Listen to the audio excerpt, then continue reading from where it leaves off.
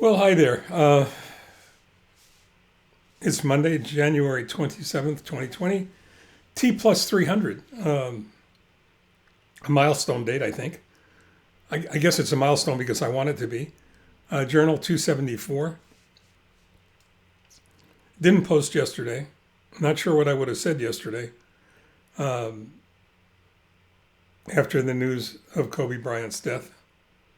Not sure what to say about it today other than the fact that some stars burn brighter than others, and the risk of that is that sometimes they burn out much too quickly. I think people will be studying the legacy that he left behind for a very, very long time. But that's not what I was going to talk about today, because God knows there are enough people that are talking about it now. And this is difficult to add anything of value, anything that's really relevant beyond the obvious.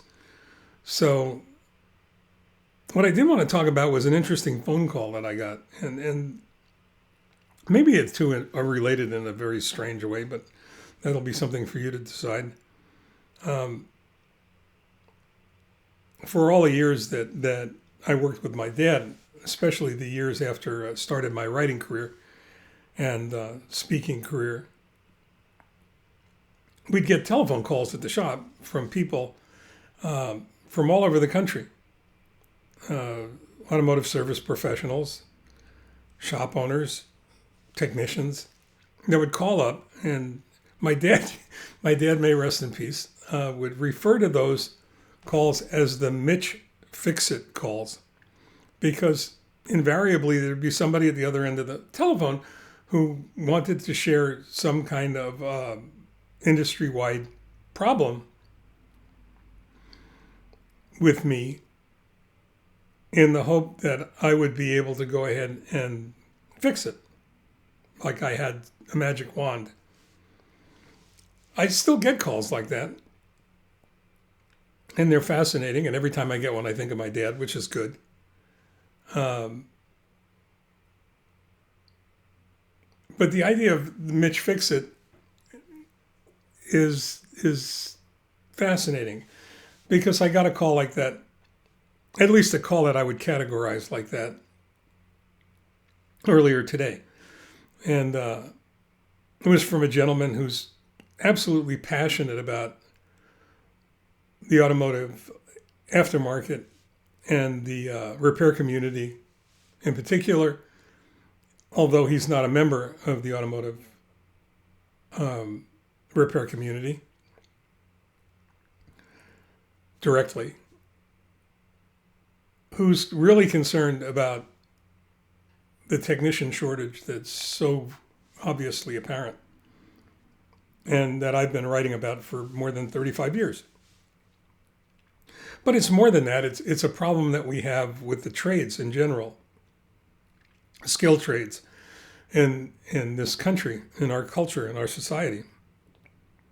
And the fact that there's little or no respect for those people who work with their hands. I've heard it differentiated really elegantly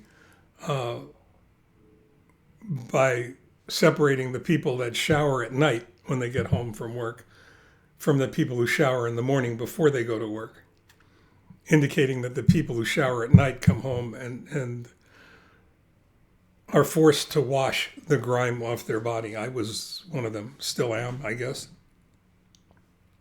Old habits die hard. Now, this person really wants to attempt to do something about the fact that so very few people are going into the trades.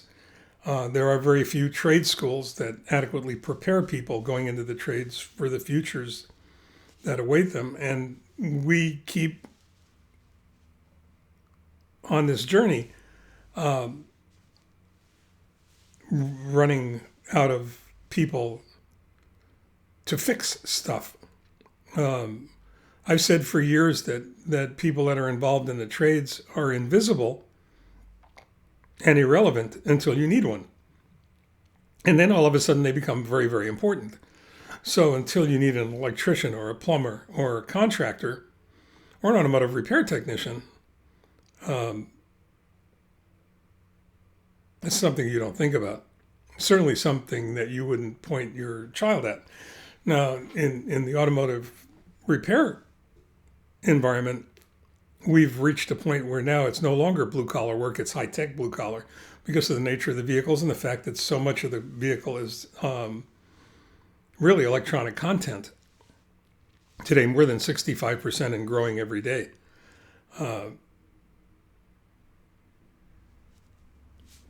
It's difficult to envision a world in which there would be no plumbers or electricians or technicians or builders. But I can tell you for a fact the shortage is so acute that a good technician would probably be out of work for as long as it would take to pick up the telephone and call a shop in the area, the best shop in the area, who's probably been searching for a good technician for as long as it takes for a good technician to look for a job.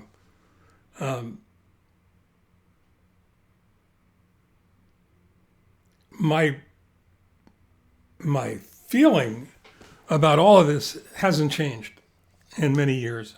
And that is that if people were really serious about fixing this problem, if people were really serious about attracting the kind of people in the industry we need, it would have happened already. We'd already created the initiatives required to do that. And in a perfect world, they would have come from the repair community itself, provided, of course, that the repair community was organized well enough to do that, which it isn't. And because of the provincialism and the infighting and the territorialism and the not invented here mentalities that exist, probably will never happen. Although I hope to live long enough to see it. But it's something to think about. Not every young person is destined to go to college. Not every young person is college material. And I don't mean that in the sense that they're not smart enough to go, but not everybody learns the same way. And that academic model hasn't changed in a very, very long time. And there are people that are kinesthetic learners. There are people like myself who really want and need to take things apart and put them back together again to see how they work and to be able to fix them. I'll probably talk more about that tomorrow when I introduce you to my grandson Oliver's dinosaur, which had to come home to the dinosaur hospital with me so that I could repair it. And in any case, I think it's important that we think about this alternative universe that exists outside the academic world that most everybody is familiar with. And that's the world of mechanics and technicians and electricians and plumbers and framers and carpenters and God only knows what else that's out there. And the bias that we as a culture should recognize exists when it comes to skilled trades and how we hold academic success in much higher regard. So I'll leave you to do that until tomorrow, and then we'll talk about dinosaur rehabilitation. In the meantime, stay well and take care. That's all for now.